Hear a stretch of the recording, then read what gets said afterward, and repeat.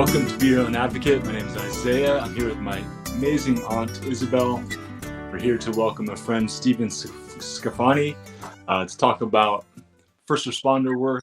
He started out in 2014, hired an EMT, promoted to paramedic in 2015, and then became a firefighter-paramedic in 2017. And he's just an incredible guy, father of two. We live here in California. And I wanted to bring him on because I feel like he has a lot to offer in terms of sharing the perspective of a first responder, the challenges of that work, what's required to stay healthy, mentally, physically in that work, and maybe share some ideas and some insight into that process that can help other people who are also first responders, firefighters, or really, anyone. Welcome, Stephen. All right. Thanks for having me. Good to be here. Hi, Stephen. Yeah, looking forward to listening to your thoughts today on being a first responder and everything that goes along with it, which is many things. Thanks.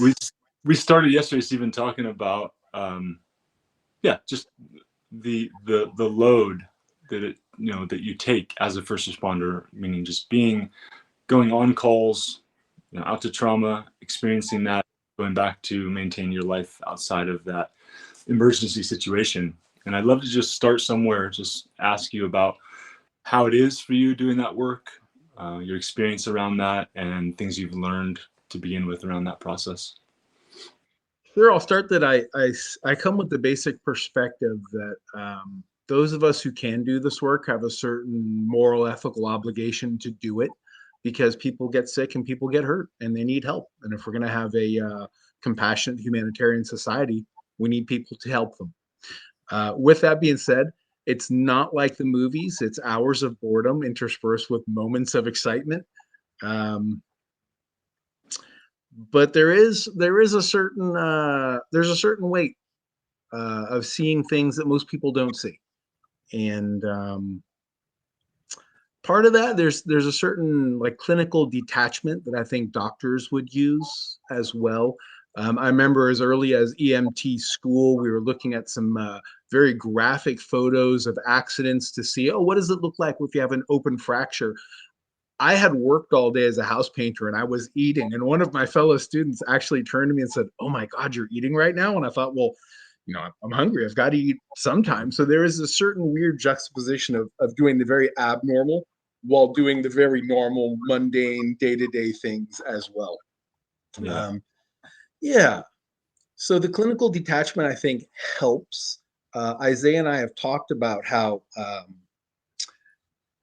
there's a certain either a delay in emotional reaction or maybe a complete disconnect, but it becomes very important to leave that at work and not carry that into the rest of my life. And letting the kids drive me crazy. I don't want to act like a firefighter paramedic. I still want to be their dad, I love that. So there's the body and there's the mind, right? In this situation, I think it's important to recognize that the body's taking on protection and memory, and that those moments are really intense, and the body's taking it on in a way that the mind may or may not be. And so I think it's really important to continue to look to what is my body storing that I may have been able to place with my mind, but my body's holding memory of that, and what's the cumulative effect of that? You know what I mean? Do you feel that impact yourself, or see the impact in a physical way that you can manage mentally, but physically there's some challenge there? Yeah. I don't see it as much as I would think I would. Maybe an example would be I'm in a strange physical position and someone insults me, and it's and that sticks in my body in that position. And the next time I'm in that position, I have that ickiness. I don't really see that. And in fact, I think on any major scene of an accident or illness, we're really too busy to notice it. I don't think I've picked it up, but if it's there, I just don't know it. It is important just maintain your physical and mental health and have outside hobbies. There are people who this is what they do and it's everything they do, and they teach the classes and take the classes and hang out with other members who do the same thing. I'm not one of them. I think it's really important that I really love my job, and I really love my time off. Mm-hmm. I find it very restorative just to take a hike in nature or work in my own yard, getting my hands in the dirt. But hobbies are really important, having a good connection with the family to take care of ourselves, having a family that understands to a certain degree that, yeah, I will be gone for at least a day overnight, sometimes two, sometimes three. It does happen. And that's a load also for my partner, right? So I have to be cognizant of that I'm asking a lot to be able to do this work. It doesn't just affect me, it affects my whole family. Mm-hmm.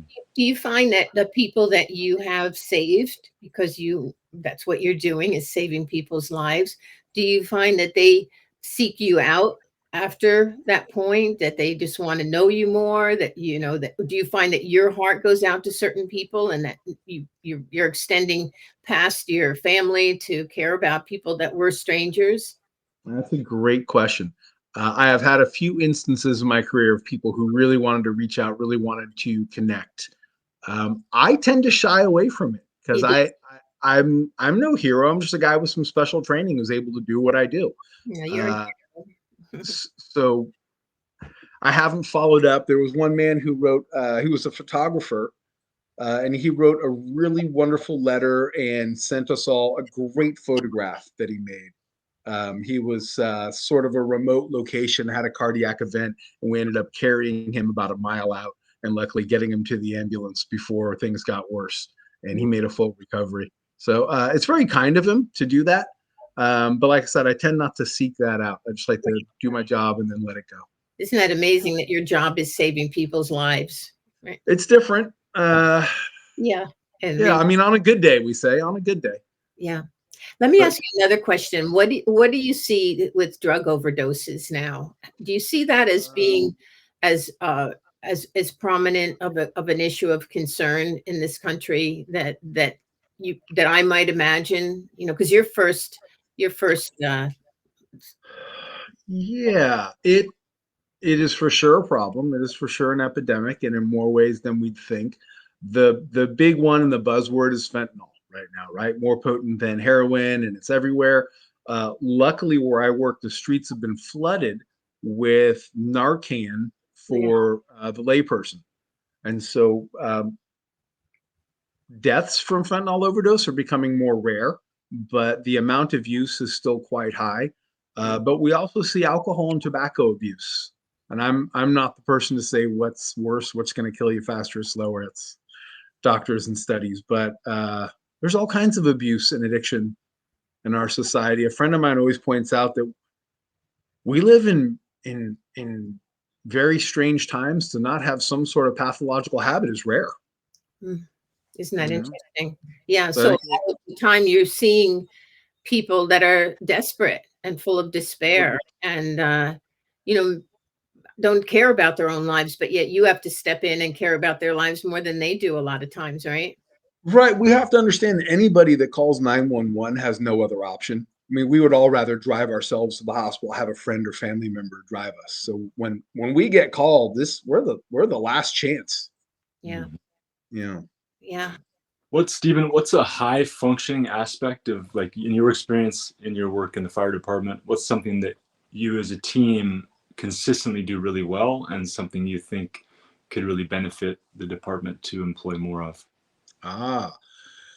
So one thing we do really well is we always prescribe roles in the morning. So what that means is I'll be the paramedic on the engine, so I know my job.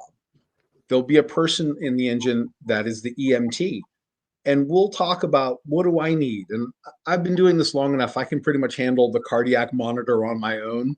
If I want oxygen on the patient, I'll ask, and I expect my EMT to be able to do that very quickly without problems. Um, and the same goes for fighting fires. Everybody has a role. Somebody will be on the nozzle of the hose trying to get toward the seat of the fire. My job is usually what's called layout. My whole job is to make sure the hose isn't kinked, bent, not flowing. So having roles beforehand and following them is an amazing attribute. Mm-hmm. The fireman line, right? Well, And then where does it go kind of haywire or lose? Like, where is there deficiency in your first responder team? Not your team specifically, but the work in general. but in general, I think when roles break down or when communication breaks down. So if someone can't complete a task, that's not the end of the world, but they have to communicate that to the rest of the team. So we all know that task hasn't been done. We can't fall back on that as safely. Oh, that's safely been done when it hasn't. So as long as we keep communicating, we can pretty much get through anything. And can you firemen, can you stop by my house and teach my toddlers information? Something. You can I come to my a lot of station times and I think of like we'll let them shoot the fire hose. They love it. I think of firemen as like people think, oh, they're fighting fires, but what percentage of calls would you say are fires versus other emergencies and injuries? So the best stat I have on that is medical calls are around 90% or higher of any fire department's calls. Mm-hmm.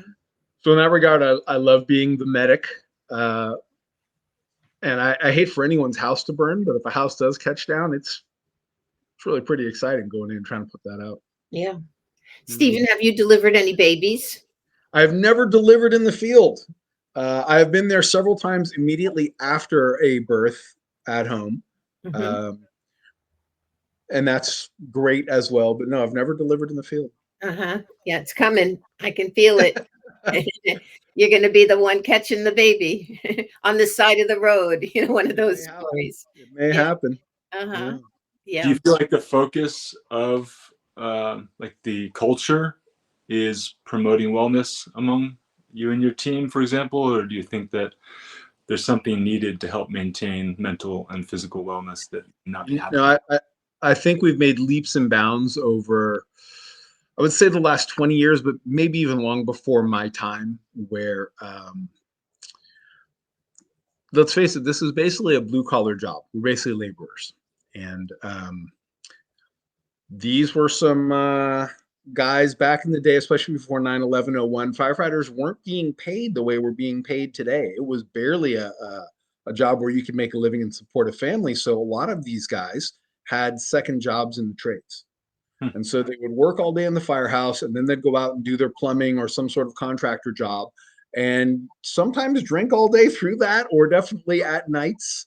There's a huge emphasis on health and not sort of medicating our trauma and our stress and doing something healthier. So there's a huge fitness movement. There's a lot of CrossFitters in the department these days.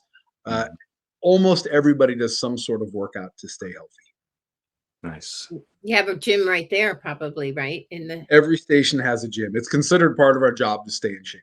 Yeah. And we know from studies that exercise done well is as powerful and significant as pharmaceutical drugs. It's just as effective, give or take. So there's a huge benefit in the regular exercise. Do you think there's a place for something else on the emotional mental side that could be beneficial in your experience? Is there something that, or do you feel like people that are doing your job tend to have your mindset, therefore they don't have a lot of leftovers? They're not struggling with it. I think there's definitely a place for it, and I don't know if the industry is ready for it yet. We still prefer the gallows humor, and that is really a way of us of keeping things at a distance and laughing at things that are rather atrocious, but we can find some sense of humor in them. And humor is the best medicine, right? So my mom used to always say, when after 9/11 over here from where we were, there was a lot of talk and use of hyperbaric chambers for the lungs, for healing the lungs because of the smoke inhalation and the wear and tear that creates. Do you hear about that over by where you are? I have not. The best and most recent advance we've had is we had a bunch of retired cancer survivors start a cancer foundation for the department. And over the last 5 years, especially, there's been a huge emphasis on decontaminating ourselves after a fire. That's right. Where in the past, it was really a badge of honor to come back with soot all over your helmet and smelling like fire. And if you've ever been to a house fire, that smell stays for weeks in the structure. It'll stay for months in our turnouts. So there's a huge emphasis on decontaminating ourselves at the scene, getting those turnouts into an extractor. Every station now has, we call it an extractor. It's just a very powerful washing machine. designed to wash turnouts and get those toxins out. Yeah. So getting your turnouts clean, putting on your second pair that are already clean to be ready to go back in service. Right, right. Yeah. Because that's a big factor, just, because it's not visible. The inhalation of smoke isn't something visible, like you're seeing it on the surface and recognizing it just builds up in lungs of our heroes. Yeah. Right. Mm-hmm. Yeah. In fact, in the past, people would keep their turnouts on in the common areas of the station, what we call the comm room or the kitchen, or take them up into the dorms to be faster to get onto the engine in the middle of the night, which is now no longer allowed, no longer encouraged, because you're just bringing all those toxins wherever you go. You have women in the department? Oh, yes, quite a few. Mm-hmm. And when it comes to the heavy lifting, do they get special consideration, or they have to equal that out amongst the men? Nope, they all do the job. You all got to do it, right? Yeah. Because going back to having our roles assigned, if that role can't be completed, that leaves us in a bad way. Yeah. Yeah. So yeah, I don't think anyone gets in without being able to do the job. You got to do it. Mm-hmm. Yeah. Yeah. I watched Chicago Fire on TV. Love it. I love the courage and the bravery that, is just shown all the time. It's just, I think it has to be part of a person's soul or inborn, because they'll just sacrifice their life for strangers over and over again in different situations where they don't have time to think or analyze it. They just have to do it, and they do it. It's just, so thank you for sure. Yeah, I don't think anyone wants to, but we all know in the back of our minds that it's a possibility. It could happen, and any fire could go wrong. Any medical call could turn into some sort of weird ambush these days. Right? Yeah, domestic situations. Right. But yeah, so that being in the back of the mind, I think that definitely lends itself to the gallows humor. Yes. Made it through another one. Mm-hmm. See you in 2 days. Do it again. Yeah. How long have you been doing this? You said 20 years? I've been in emergency services for 22 years now. But I've been a firefighter just since 2017. Started as an EMT and became a paramedic, and then got hired at the fire department, but as an EMT, and had to re-promote back to paramedic, and then became a paramedic firefighter. So I've seen a lot of different corners of the industry. Yeah, sounds it. Do you think your field, and specifically paramedic or EMT work, is something that is a good industry, a good opportunity for young people to check out? I think the world of it. I think it's great. The downside is, as an EMT or paramedic, before you get into the fire department, you're living your 12-hour shift in the front seat of a van. So it's not great for your body. You're sitting in a van, you're typing on a laptop, hunched over with the laptop in your lap. And then after maybe sitting for an hour, you suddenly have to walk up 5 flights of steps with all your gear and then carry someone down. It's strange, but very rewarding. And you said the pay is better. The pay is better. It's more recognizing, that these are jobs that should be paid better. I think definitely once you get into the public sector, when you become a member of a fire department, the pay is much better. EMTs and paramedics working in the private system are still working way too much to afford a good living. Okay. Yeah. So despite that, it's still a really fun, very rewarding job. I like that you said fun. It's the greatest. When we're busy, the day flies by, and when we're not busy, we do whatever we want. Go grab a coffee down at the corner, or chat with your local barista. Yeah. Nice. Well, you're a history buff, Stephen. I know we got to get going here, but you're a history buff. Yes. Do you have anything history related that you'd like to share in relationship to your work or fire? Oh. Yeah. I wish I knew more about the history of ambulances and paramedicine.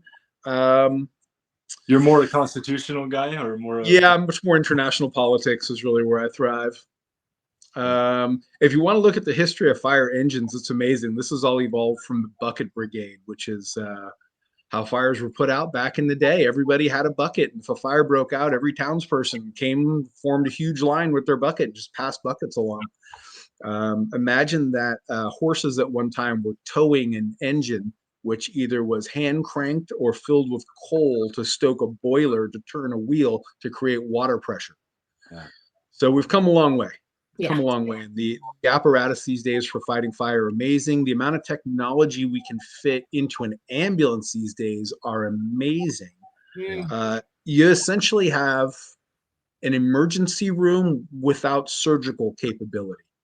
But your local, what we call ALS, Advanced Life Support, having a paramedic on board, your local ALS ambulance has a cardiac monitor that will do everything that the cardiac monitor in the hospital will do. Wow. We can intubate, which means if you're not breathing on your own, we're going to slide a tube down your trachea, inflate it so no secretions, spit, vomit, whatever, slides down into your lungs to cause pneumonia when you get better. Okay.